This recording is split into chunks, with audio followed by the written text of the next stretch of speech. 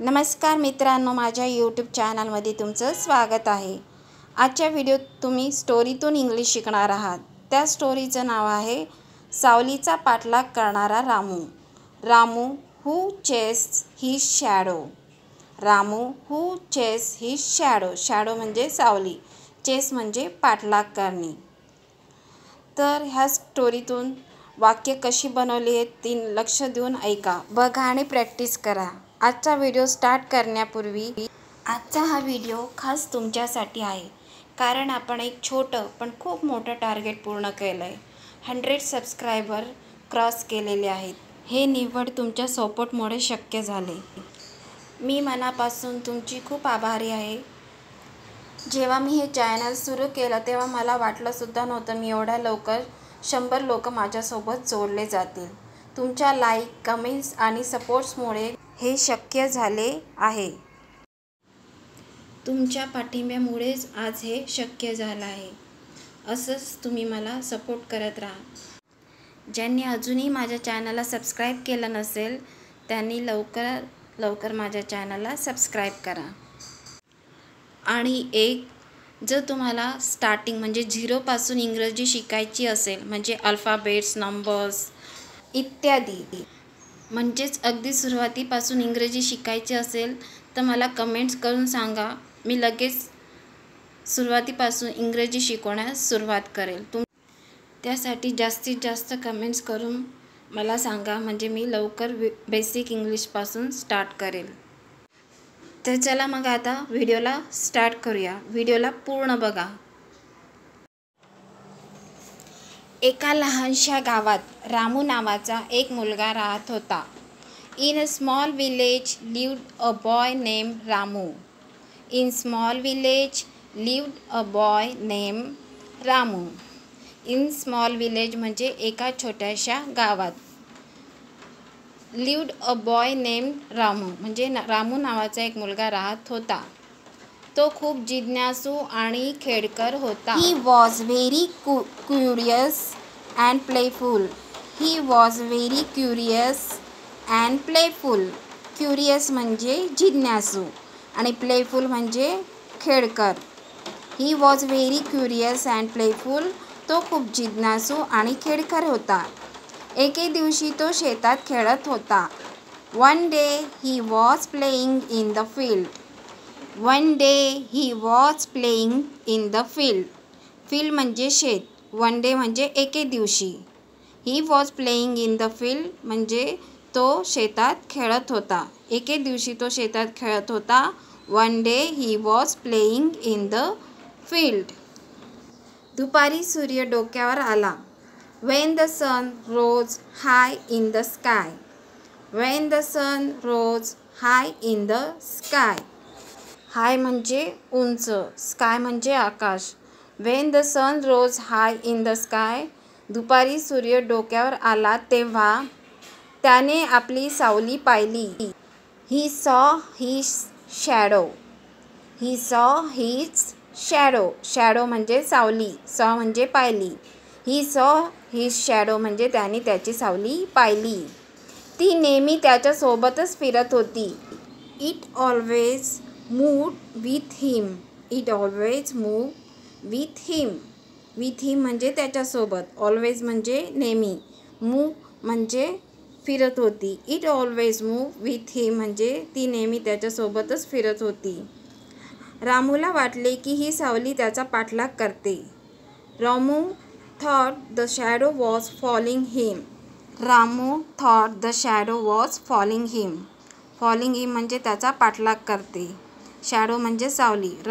Ramu thought म्हणजे रामूला वाटले की। Ramu thought the shadow was following him. रामूला वाटले की ही सावली त्याचा पाठलाग करते। तो तिला पळून जाऊन चुकू लागला। He tried to run away from it. He tried to run away from it. Away म्हणजे दूर पळून जाण्याचा, फ्रॉम इट म्हणजे त्यापासून, ट्राईड म्हणजे प्रयत्न केला। He tried to run away from it म्हणजे त्याने त्यापासून दूर पळून जाण्याचा प्रयत्न केला। जितका तो पळाला तितकी सावली त्याच्या मागेच राहिली। The more he ran the more the shadow followed. The more he ran the more the shadow followed. The more he ran म्हणजे जितका तो पळाला. रॅन म्हणजे पळाला. मोर म्हणजे अधिक. जितका तो अधिक पळाला. The more the shadow followed. तितकी ती सावली त्याच्या मागेच राहिली. तो थकून बसला आणि रडायला लागला.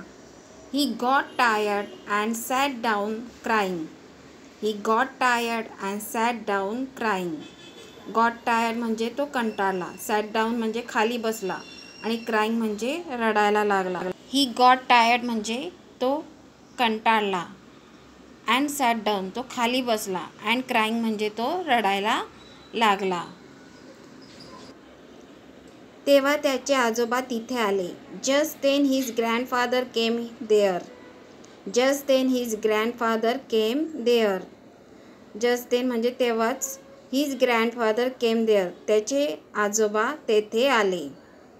त्यांनी त्याला जवळ घेतले आणि सांगितले. He held Ramu close and said. He held Ramu close and said. He held Ramu close म्हणजे त्यांनी त्याला जवळ घेतले.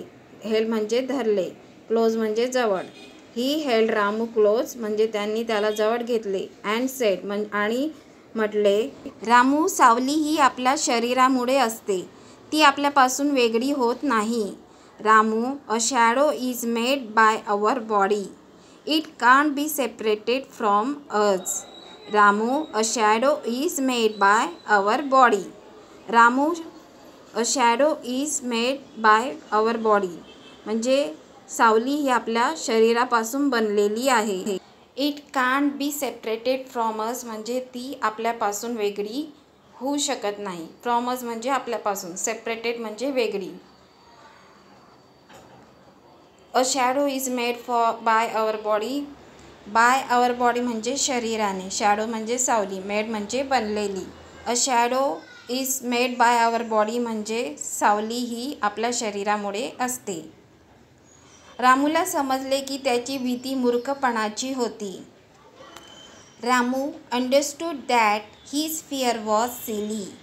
Ramu understood that his fear was silly. Silly म्हणजे मूर्ख. फिअर म्हणजे भीती. अंडरस्टूड म्हणजे समजले. रामू अंडरस्टूड दॅट म्हणजे रामूला समजले की हिज फिअर वॉज सिली त्याची भीती मूर्खपणाची होती. त्याने आजोबाचे ऐकले. He listen to his grandfather. He listen to his grandfather. Grandfather म्हणजे आजोबा. लिसन म्हणजे ऐकले. He listen to his grandfather म्हणजे त्याने त्याच्या आजोबाचे ऐकले आणि पुन्हा खेळायला गेला. And went back to play. And went back to play. Back म्हणजे पुन्हा. प्ले म्हणजे खेळायला. वेंट म्हणजे गेला. वेंट बॅक टू प्ले म्हणजे तो पुन्हा खेळायला गेला. पण यावेळी आनंदाने. This time happily. This time happily. This time म्हणजे ह्यावेळी. हॅपीली म्हणजे आनंदाने. धिस टाईम हॅपीली म्हणजे यावेळी आनंदाने. आजच्या व्हिडिओत इतकंच. व्हिडिओ कसा वाटला मला कमेंट्स करून सांगा. व्हिडिओ आवडला तर लाईक करा आणि तुमच्या फ्रेंड, फॅमिली, रिलेटिव्समध्ये शेअर करा आणि माझ्या चॅनलला सबस्क्राईब करायला विसरू नका. आणि खाली दिलेल्या नोटिफिकेशन बेल आयकॉनवर क्लिक करा म्हणजेच माझ्या येणारी व्हिडिओची नोटिफिकेशन तुम्हाला मिळेल. तर चला मग भेटूया नेक्स्ट व्हिडिओत.